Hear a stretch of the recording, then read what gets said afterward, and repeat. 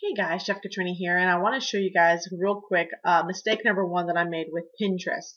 So it actually starts with this pin right here. This was the Attraction Marketing Formula Bootcamp. It's a 10-day bootcamp that walks you through the process of attracting more leads to your business as a network marketer. So overall, the image was actually fairly well accepted. Got some good comments. As you can see here, it was pinned 7 times. It was liked 6 times. So there was definitely some activity that took place around this particular pin. But I want to dive a little bit deeper into exactly what happened with this particular pin and why it was ultimately denied or unapproved by Pinterest.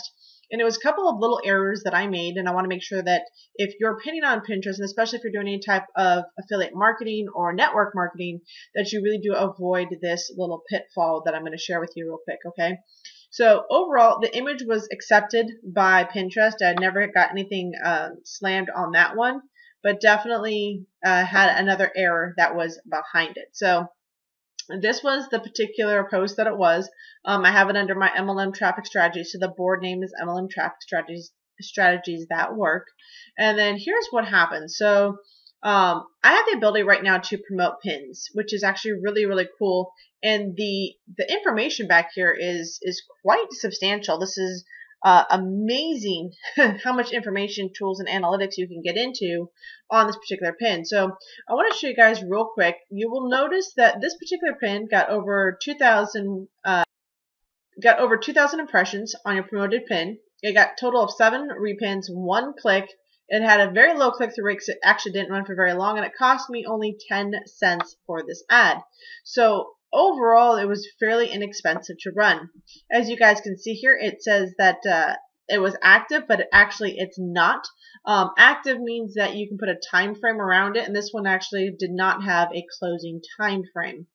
So it is still active in here because I could probably go back in and fix it if I want to, but at this time the link for me is broken for what I want to do.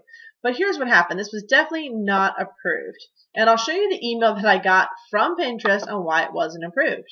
So as you guys can see here, Pinterest says, thanks for using the promoted pins. Unfortunately, your promoted pin was not approved for the following reasons. And the reason was it was a landing page issue. First off, it was a landing page issue. There was issues with the landing page itself. Is either out of stock or getting an error when we navigate to the page. So I thought I corrected that particular post. So the next email I got for them was that the URL was broken. The second email I got was what they call a hard wall. I was actually disapproved completely after this one ran for a little bit. Apparently got some complaints because your destination landing your destination landing page has a user experience that requires pinners to submit personal information in order to see the content. Email captures and hard signups that cannot be bypassed are not a valuable experience to pinners, and we do allow pop-ups that can be easily closed.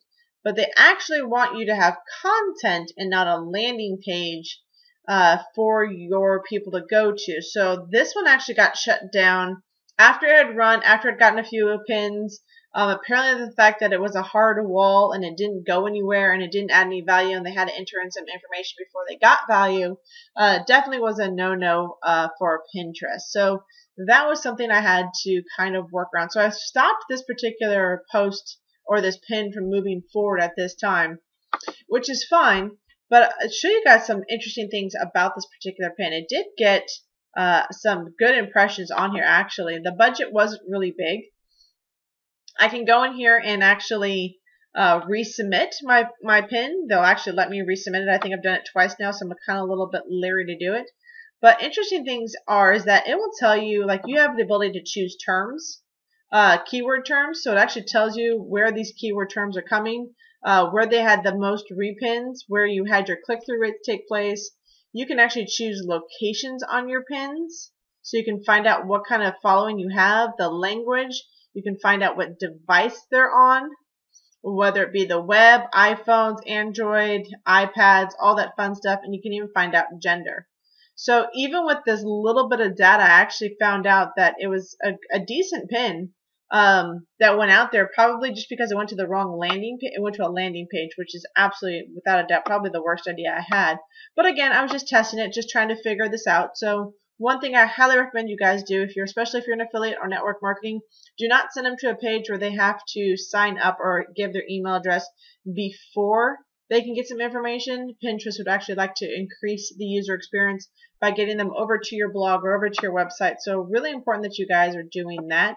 But I thought I'd share this little pin with you, some of the things that were going on with it and why it currently has been disapproved. So I'll show you guys a couple more mistakes that I made over the next coming days so that you can avoid them. Then we'll go into the best types of pins to promote. So I kind of want to give you like, this is what you don't do, and then give you what you should be doing with Pinterest. So thanks guys for joining me here today. Make sure you sign up for my newsletter so you guys get more training on Pinterest and the promoted pins as we go through the ups and downs of learning how to build your business with Pinterest. Hope you guys are having a great day, and we'll talk to you soon.